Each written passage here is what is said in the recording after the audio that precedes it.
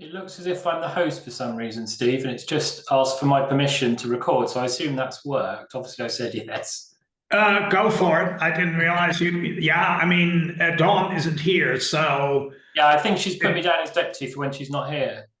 Okay, that explains it. So yes, please, if everybody is happy, and then yeah, I guess everybody's happy with being recorded. It's 2 minutes past the hour. We have quite a few people here from around the world. So wonderful. Yanis, over to you. Why don't you go ahead? Title sounds fantastic. Yes, yes, thank you. Thank you also, Kasha, for inviting me for this seminar, and I'm really happy to present our research, which was on honesty oath and whether they can reduce dishonest behavior. So first of all, I don't know how you typically do this. If you have questions in between, I'm quite open that you just ask them in between. I'm kind of working at a management department where people just interrupt each other all the time. So if you prefer that, please go ahead. Otherwise, we can also take it in the end. Okay, so I have a small question for you before I start. So it's a little riddle. What have these four people in common? So we have footballer Lionel Messi, then the former president of football club Uli Hoeneß, Colombian singer Shakira, and actor Wesley Snipes. Anyone has any ideas what they have in common? Yeah, some nodding, some guesses. Very effective tax saving strategies. Effective tax saving strategies, exactly. So they have all been convicted for tax evasion.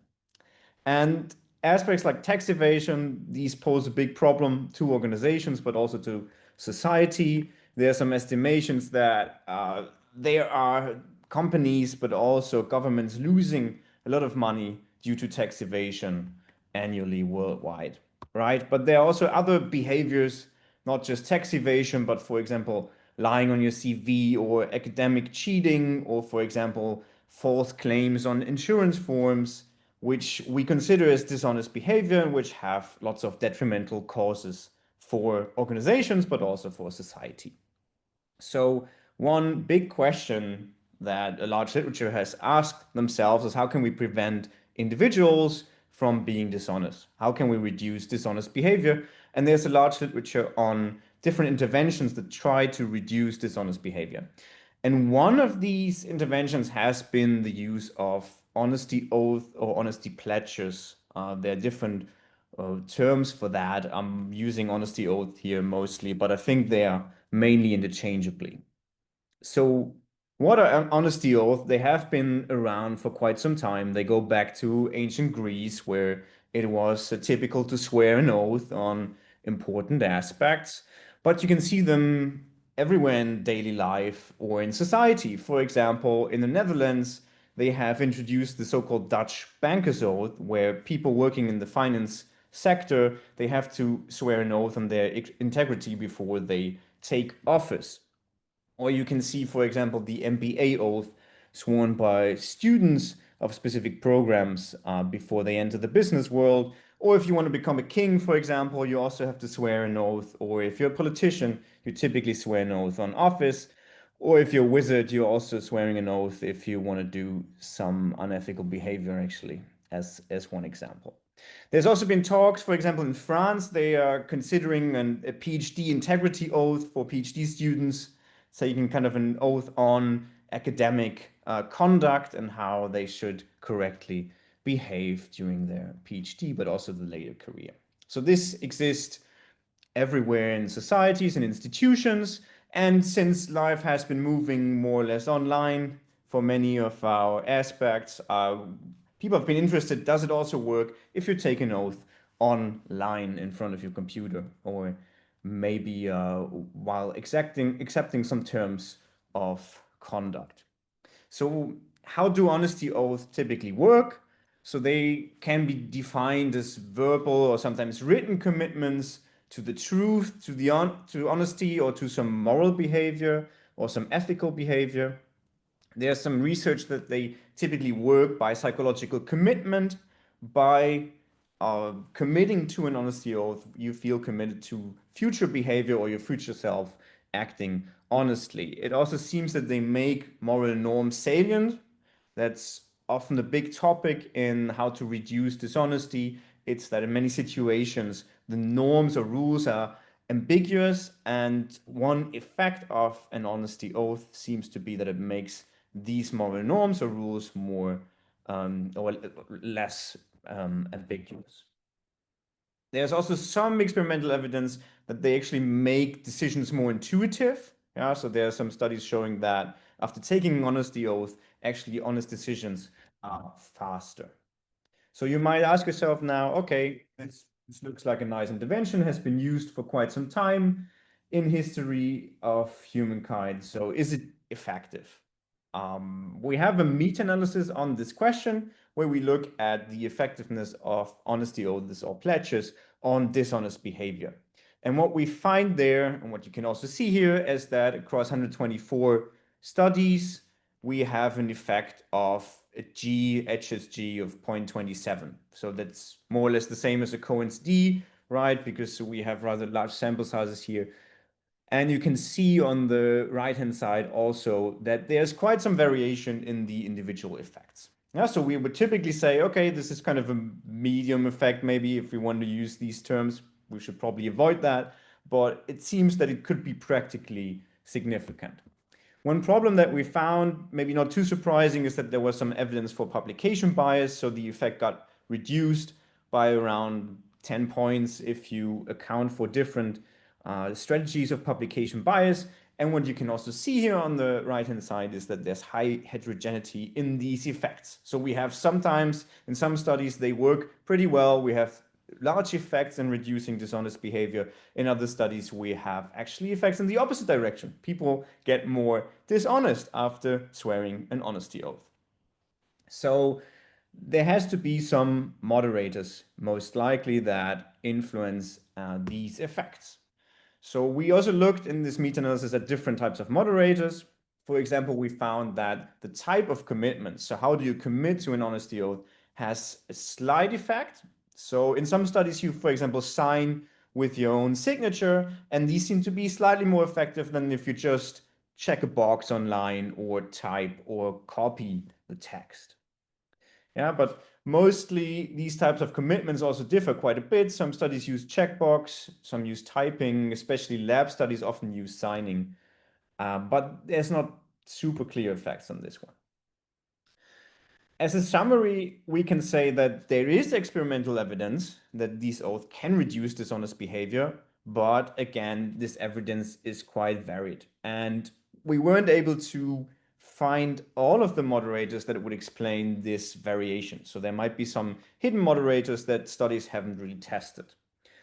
What is more interesting is that implementations and protocols show high variations. We didn't find any honesty oath that was the same across studies. People just use whatever formulation they come up with. There doesn't seem to be any theoretical grounding in most of the times, right? How would you construct this type of oath? It seems to be more based on intuition by researchers. And if people test changes or differences in honesty oath, they typically don't test more than 2 conditions against each other or 2 treatments, which is common in most psychological research. We also have some studies showing that there might even be adverse effects. So when do they happen? So with all of these questions, all looking at the big variations in formulations, for example, and that they're typically not tested across more than 1 or 2 treatments, we plan to do a so-called mega study to test the effectiveness of different honesty oath formulations. And this was termed the Mega Oath Project. So a mega study, typically, I mean, it sounds really fancy. It's actually just an experimental study which focuses on more than 2 treatments. It typically focuses on a lot of treatments, mostly 20, maybe 30 treatments, 40 treatments, depends a bit on how the study is enforced, how it's designed. Typically, the idea is that you can directly compare many different treatments against each other because they use the same outcome variable, often also in an applied context. Just to give you an overview of the project, we actually started with what we call the consortium approach. That is, we try to gather experts together, or what we thought would be experts on this literature, and ask them whether they would be interested in a project. So we invited these researchers or experts to suggest treatments, different treatments, and also contributes with funding if they were interested. This was mostly a bottom-up process, so we didn't have any theoretical idea at this time, and people basically submitted whatever they thought would be effective or interesting. We had 43 experts or researchers, and they altogether submitted around or nearly 100 treatments, 98 treatments. Then based on these treatments, we figured out some duplicates, and then we asked people to democratically vote on these treatments based on how effective they would think they would be, and also on how feasible it would be to implement them, for example, in a field study. And then finally, we selected 20 final treatments.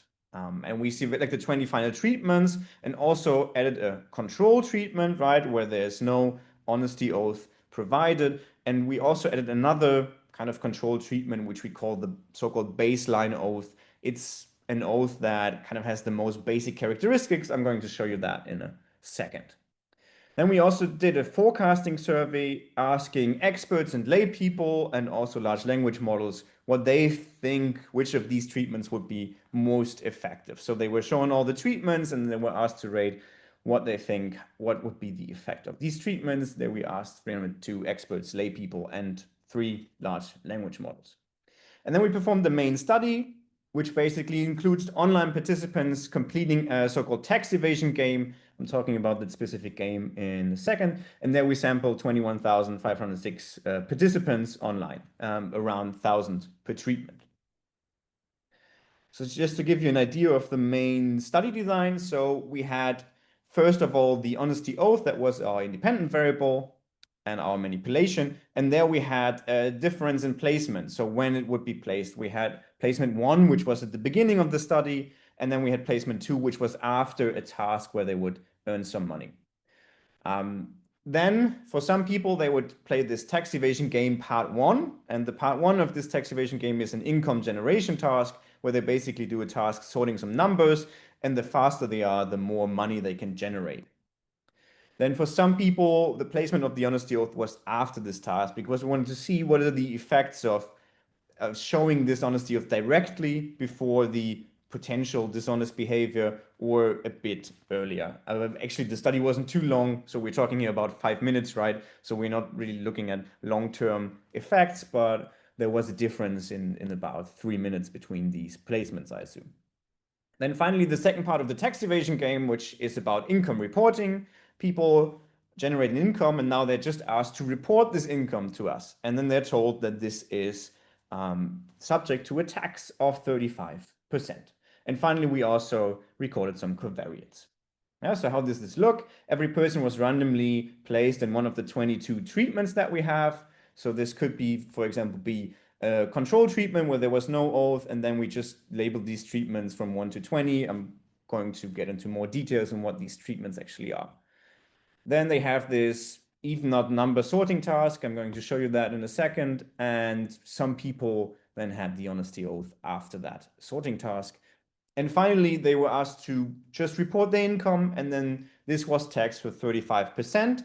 And these taxes actually went to a good cause, to the British or the American Red Cross, which is probably the most impact that I had with my research so far on society, which maybe is not the brightest outcome. But and finally, then people were paid the final income after tax as a bonus, so they could actually earn something from this study. So there was an incentive to underreport their income in order to gain more bonus money in the end, right?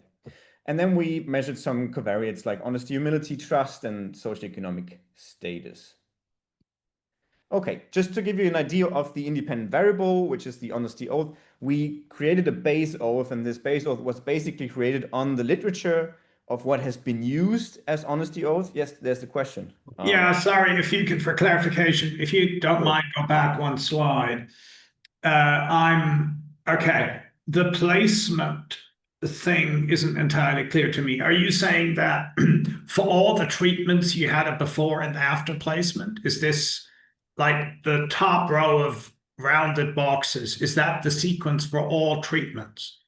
No, that's just, it depends between participants, right? So every participant is randomly allocated to one of 21 or 22 actually with the control treatments. Right. And then it's randomly decided when this treatment is shown, whether it's shown before the income generation or after the income generation. Right, but that is fully crossed. So each treatment appears either before or Right. after. Yes, exactly. Okay, fine. Yeah. Thank you. Yeah, that is not too clear based on this figure. You're right. Thanks.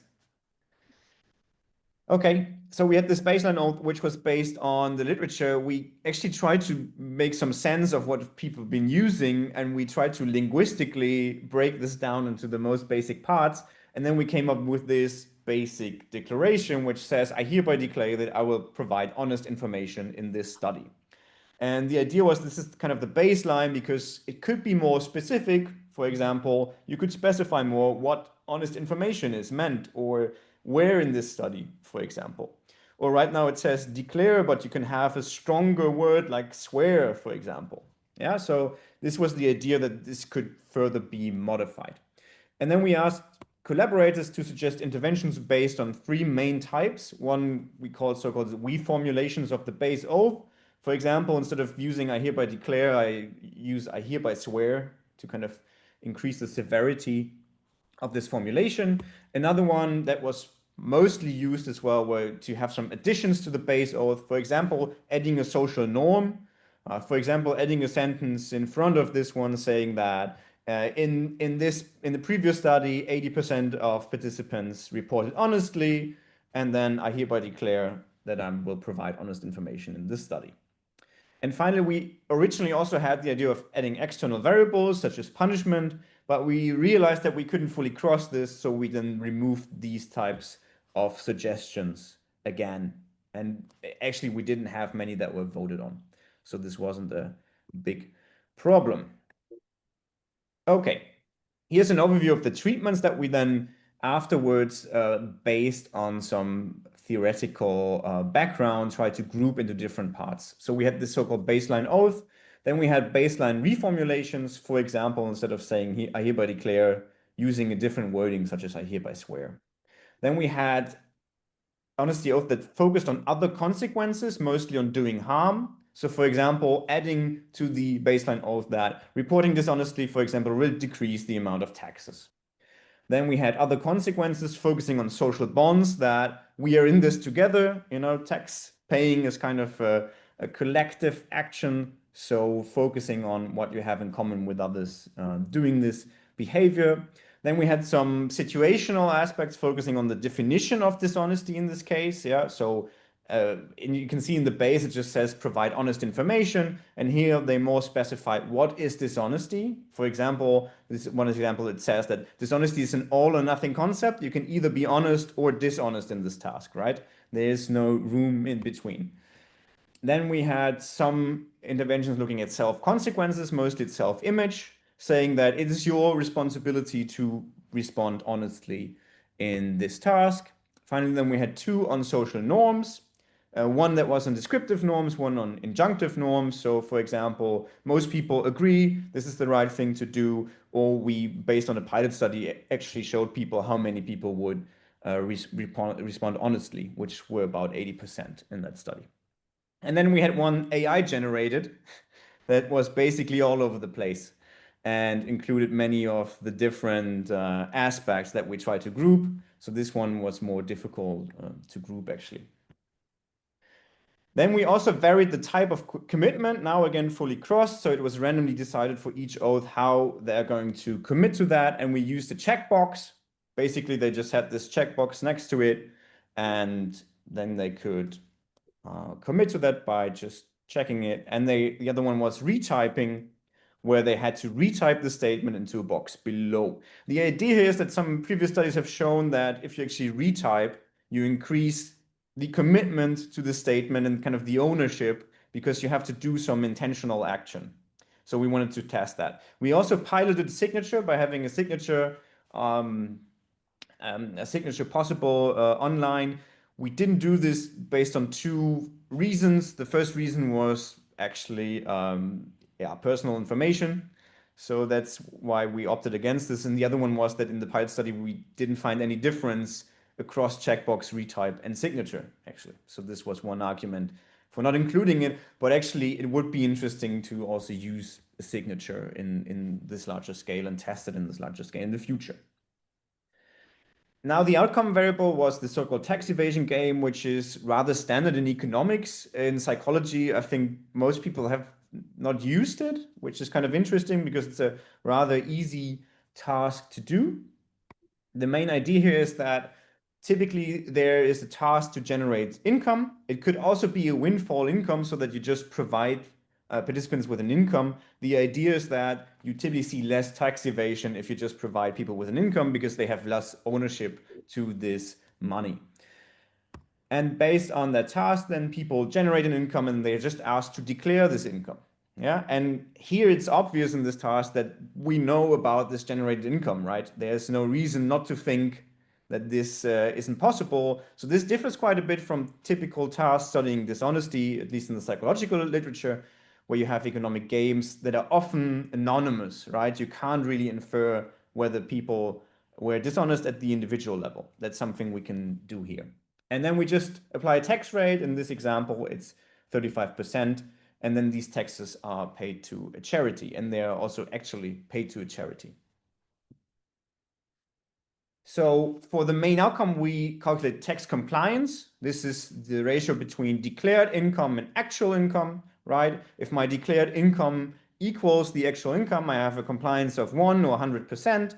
If I have a declared income of 0, while my actual income is not 0, then I have a tax compliance of 0 or 0%. And that's the outcome that we use here. Just to show you how the income was generated, we used this task where people just had these different numbers. They were always 8 numbers, and then they just had to sort them into odd and even numbers. Yeah, this is a rather easy task, although when we piloted this, we figured out that younger people were actually faster at performing this task. So we have some kind of age bias based on the earned income, but we didn't find any effects that people with a lower income would, for example, underreport taxes more. Yeah, because you could expect that if you have a really low earned income, you might want to underreport because you might want to gain something from it. But we didn't find this effect here, so it doesn't seem to matter that much. And then afterwards, they could figure out what taxes they would need to pay based on the reported income. So they basically had the slider based on their final generated income. And then in the end, they were asked to report their final income. And they could actually report anything in this box from 0 to their generated income. Oh yeah, and for the income generation task, they had 30 seconds for this task, and they had 4 rounds, and they would always gain the remaining seconds as their bonus. Yeah, so if they managed to do the task after 10 seconds, they would get 20 pence for this round, and this was then summed over the 4 rounds. So if they were programming some program that could solve this in 0 seconds, they could actually gain £120 from this task. Okay, let's look at the results. First, again, the sample. This was a rather large sample for these types of studies, but importantly, we wanted to be able to pick up really small effects as well, because previous studies have shown that some of these effects can be rather small. So we tried to power it for about 1,000 people per treatment, and we had 22 treatments. So you can see some of the exclusions result in a bit less participants, but still we got these. We originally registered to only focus on UK-based participants, but we figured out that Prolific is actually short at some point of UK-based participants. So we actually also had to do US-based participants. So we will test for differences there later, but this is just as a general practical idea. If you also recruit people on Prolific, the pool is actually limited after a certain number of people. So I would say at around 14,000 people, it is rather difficult to achieve a lot more in a short time. Yeah, this also raises some questions as to probably most research using Prolific in the last 10 years has used more or less the same 5,000 individuals, right? for study outcomes. This would be really interesting to figure out whether this is actually the case, but I'm assuming that much of the recent psychological literature, at least, is based on a few individuals working on Prolific, which is also a problem, of course.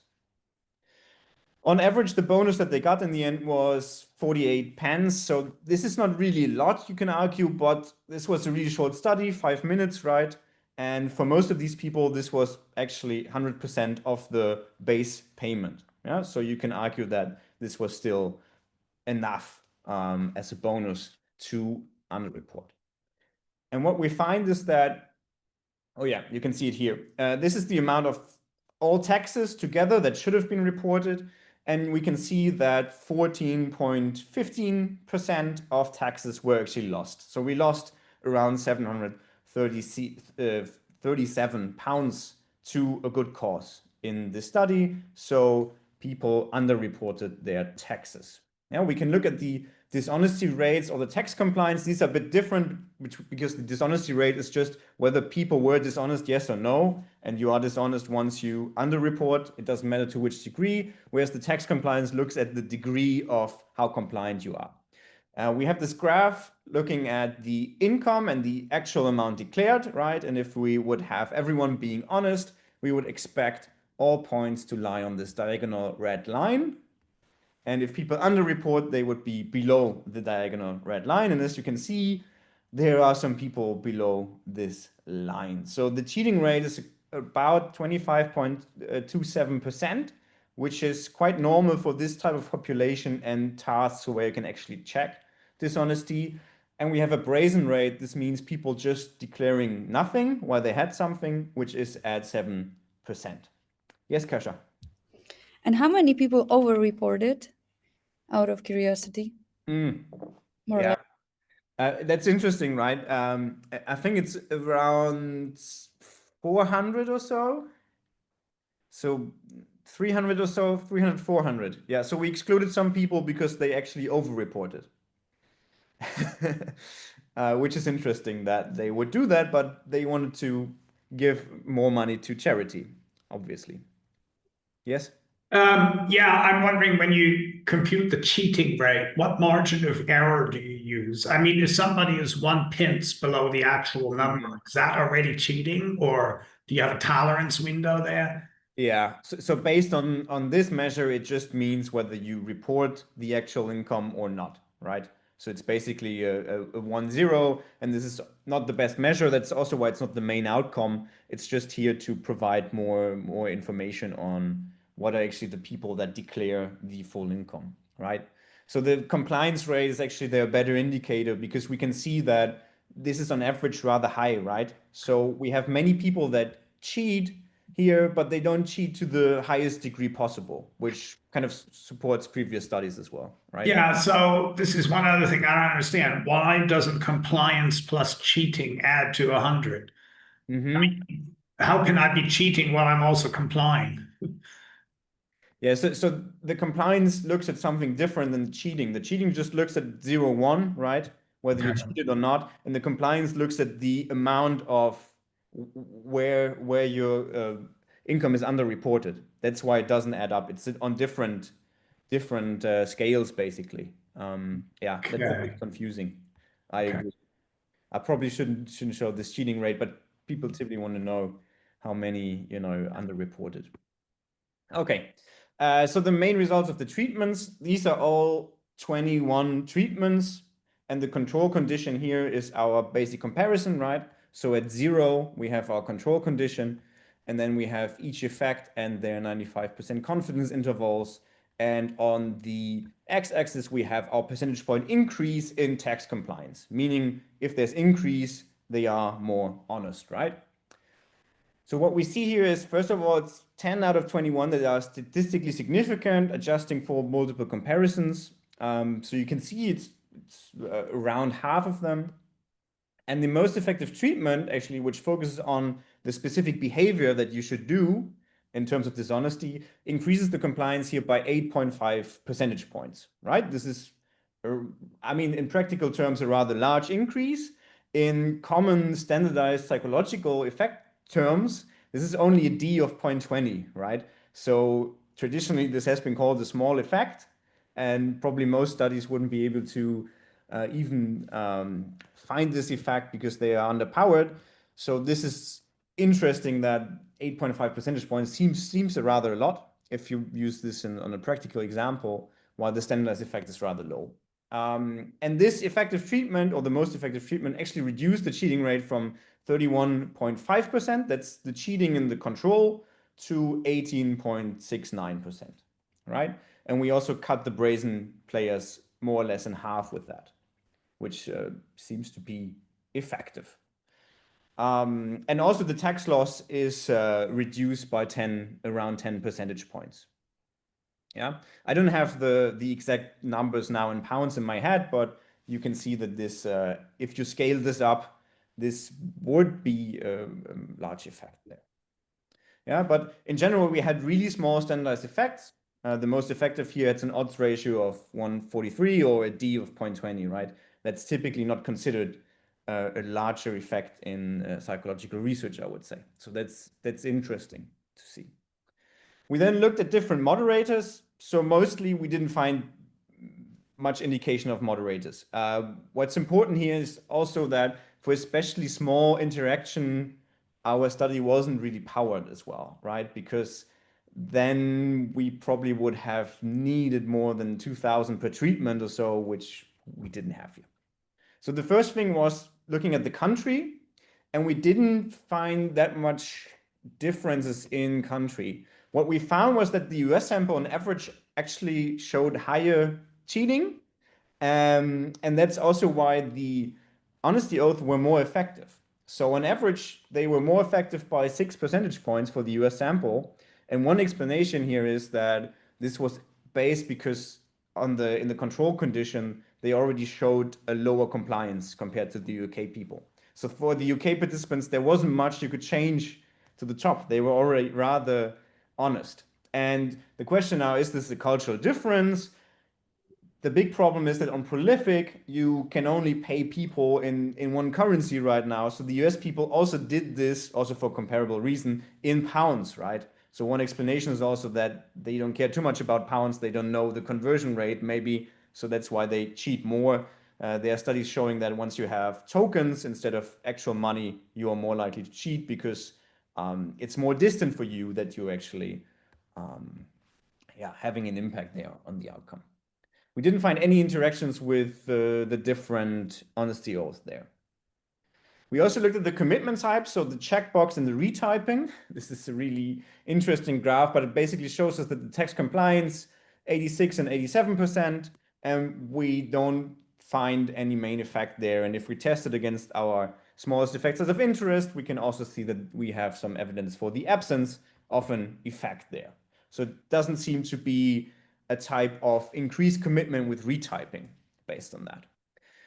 However, for some of the honesty oath, we find that retyping is actually more effective. Yeah, but so there's an interaction effect for some of these honesty oaths, but not for all of them. So it could still be helpful to use retyping if time allows for that. But it is unclear from a theoretical point why this worked only for some, but not for others. Then we have this placement. So on the left side, we have the placement before the sorting task and after the sorting task. And here we see a really small effect between 85% compliance on average and 87%. You can see that the placement slightly increases that when it's right before. But again, this is a smaller effect. It actually reduces the cheating from 27.3 to 22.7. So you can see some reduction based on this, but we also have to say that the time frame that we used here wasn't really a lot. And we didn't find any interactions for the specific single oath for this effect. Yes? To my knowledge, there was a bit of a cottage industry about this placement issue with some amusing retractions thrown in. And that went the other way, if I'm not mistaken, that if you sign at the top of a page, you're more honest than if you sign at the bottom or something. So how, I mean, putting aside the fact that that was probably nothing, how does yours connect to that? Because your placement is a little different, isn't it? Yes. Yeah, the placement is different because what these studies you're referring to, they focus on the difference between ex-ante and ex-post honesty oath. So they actually focus on honesty oath that you do after the task, right? And then they basically just change the placement. So they make this kind of an ex-ante oath. Here we just focused on oath before the actual behavior, and we just slightly change when before the behavior you do that. So this is a rather different focus, and yeah, it's not strongly connected to these replication failures, right? What is interesting in these original studies is, I mean, we know at least that some of them are basically based on fake data, at least from the current evidence that we have, right? And they typically just compare before and after, that they don't compare to a control in many times. So based on their studies, we don't even know whether they would be more effective than nothing at all, which is also interesting. Yeah, it is. And one further question, could this just be a recency effect? Sure. That by the time you get around to cheating or not, the after task has been more recent, so you still remember it a little more than the, before the sorting. Could it be as simple as that? I think, yes, it could be as simple as that. The big problem is, of course, that we would have better evidence if there was like 10 minutes or 20 minutes or a day between that, right?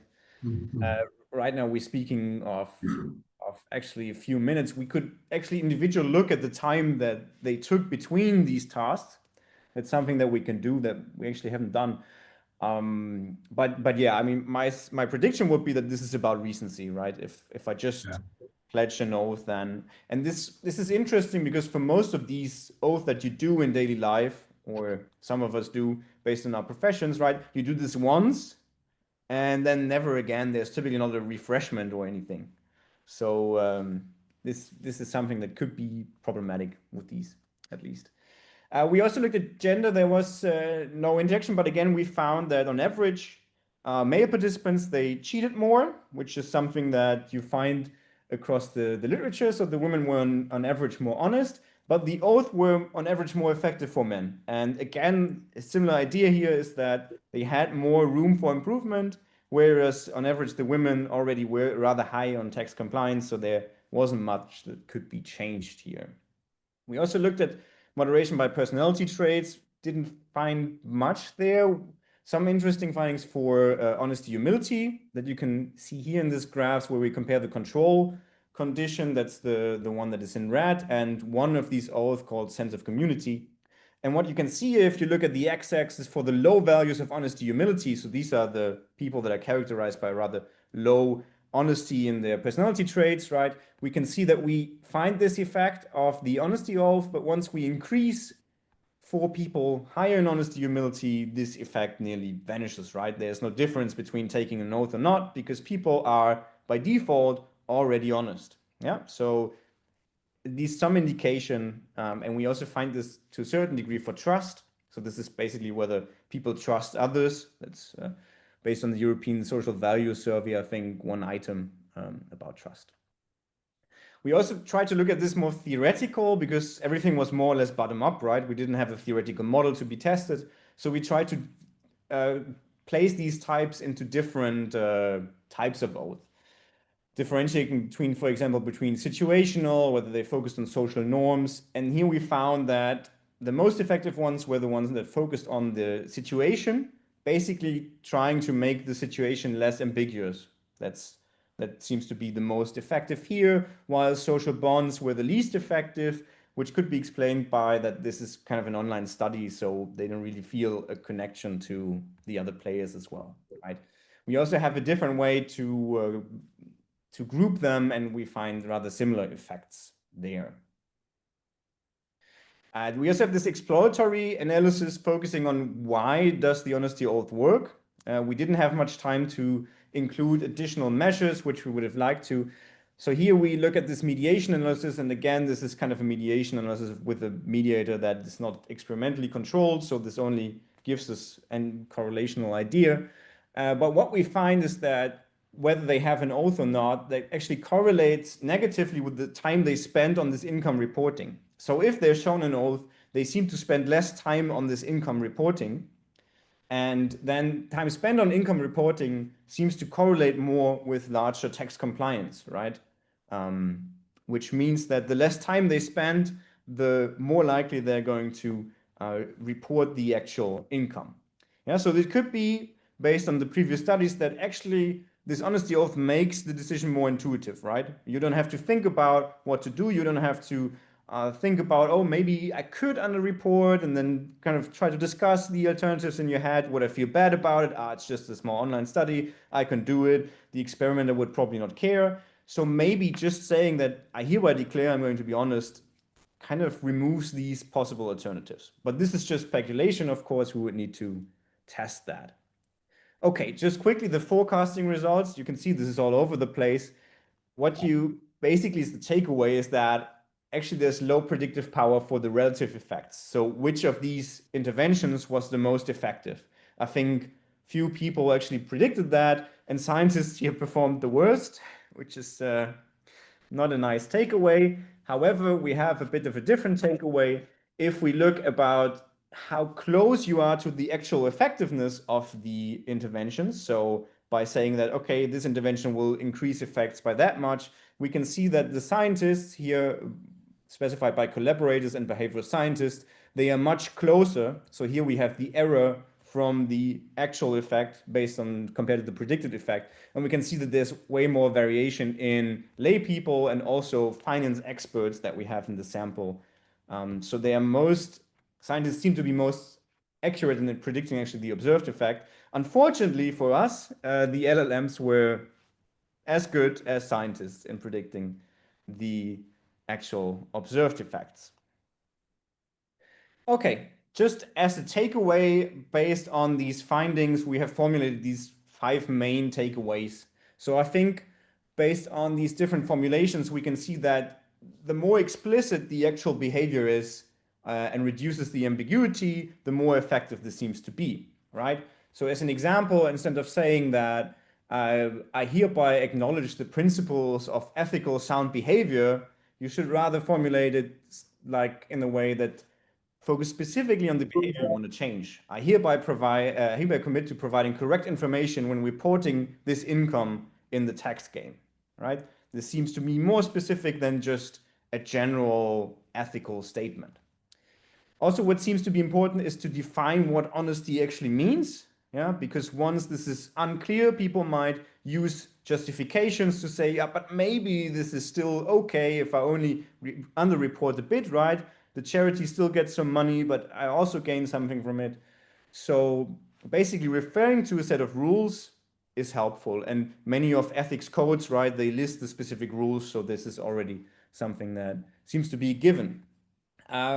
If there's the time commitment with high involvement might be more effective, although the effect might be small. And as we said, for this recency effect, it seems that you should place this in proximity to the target behavior, which might be problematic if you just have an oath once, right? And then people do this behavior for 20 years or so, and this is not refreshed or anything. What also might be interesting is population targeting. In general, it seems that people with higher trait dishonesty, right, younger males that are low in honesty humility were the ones that profited most from committing to these oaths. So that could be some potential here. There are a lot of open questions. I'm just listing a few for an example. So first of all, how long does this potential effect last? Is it just for this specific behavior? And then on the next day when they're doing another survey or something like that, that is related to, do they not care about this anymore? Does it just fade, right? There are some initial studies that focus on this over a longer time period where they find some transfer effects, but that's of course questionable. we basically have no information on cross-cultural differences. Looking at the meta-analysis, the majority of studies come from the US or Europe.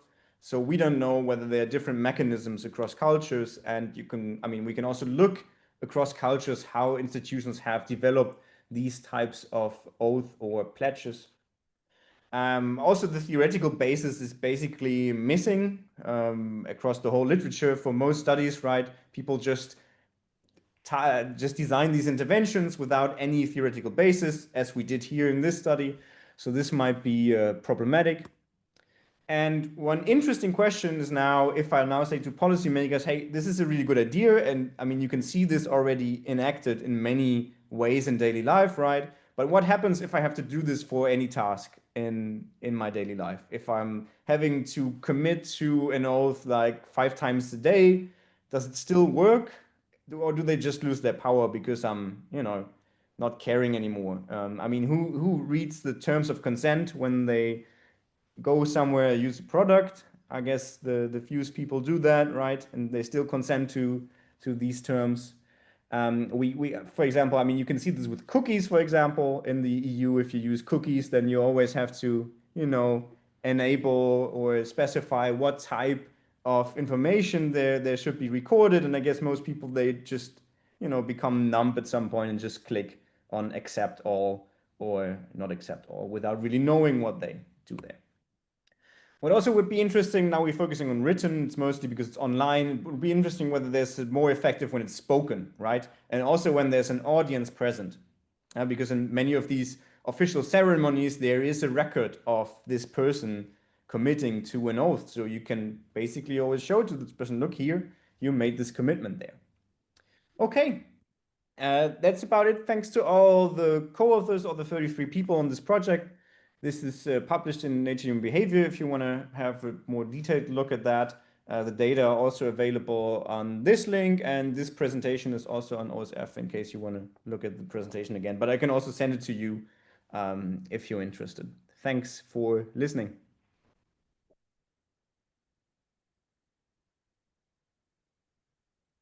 Thanks, that was great. Really interesting. So, yeah, questions, anybody? Open the floor for discussion. Can I start? Sure, go for it. Okay, thank you very much for the great presentation. Where do I start? So I have some ideological issues with this type of research and some considerations about its role. So I come from Greece, where tax evasion is a norm, basically, and I know that Panagiotis is Greek, so he knows very well what's going on there. And I take exception to the idea that tax evading is dishonesty. So I feel like dishonesty is a very heavy word that you have towards people, towards institutions that you trust, and it comes with a certain context. And saying that, oh, people who tax evade generally are dishonest completely misses the point that there are situations, there are states where dishonesty is adaptive and it's the only way of survival. Right? So there's a rich kind of cultural context. You had this as your second question at the end as the discussion point, where I think that suggesting nudges to increase tax evasion can be used unethically by politicians. They can go and say, oh, we are not going to address the serious social issues that lead to tax evasion, which we are responsible for. Instead, we are going to spare so much money to nudge people into doing this. And I'm wondering, like, how are you able to handle this kind of criticism towards these situations? Because UK and USA are structured systems where you know where your tax is going. What happens when you don't? Which then doesn't translate from the situation of an online platform where you can trust the scientists that they're going to give the money that you gave to the charity. I think I put everything there together, yeah. Yes. Thanks for the remark. Really, really insightful, really important as well.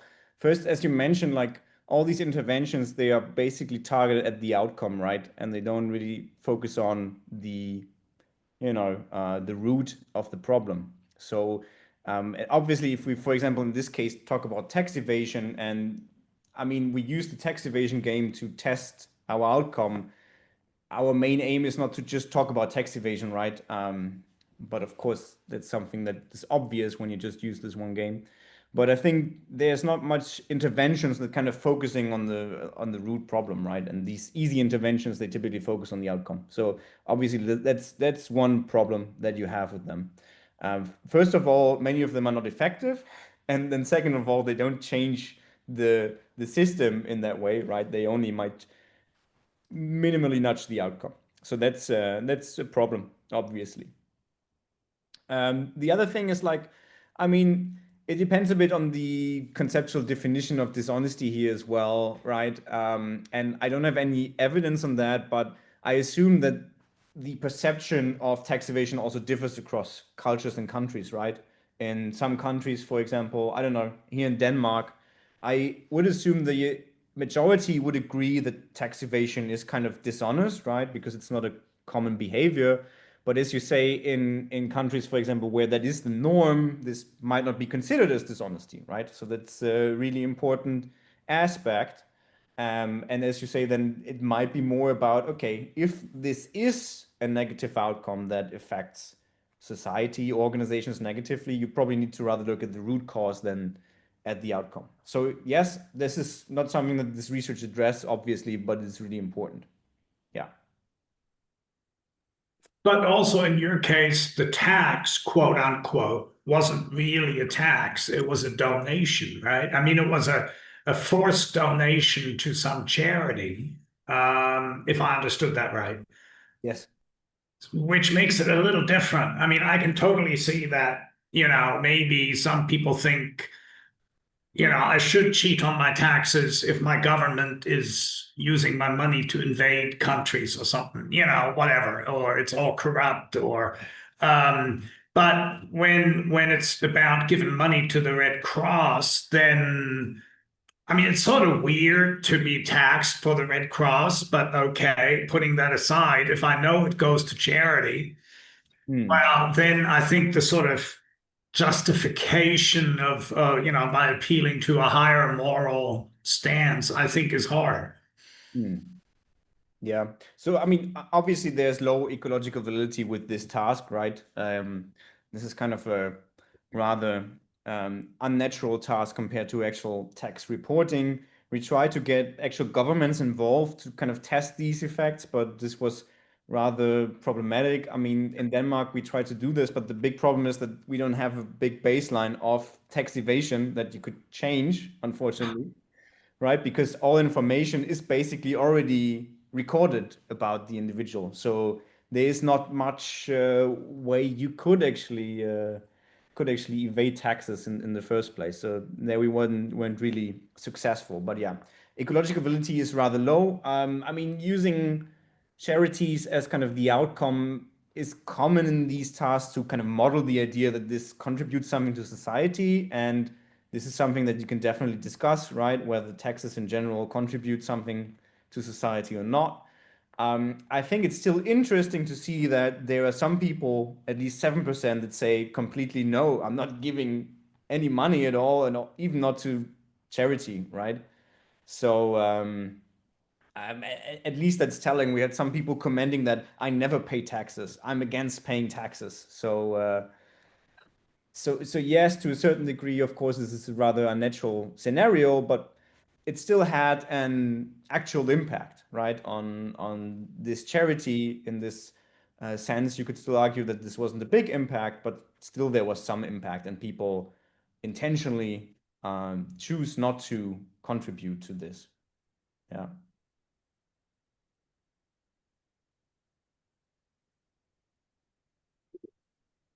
Okay, any other comments or questions?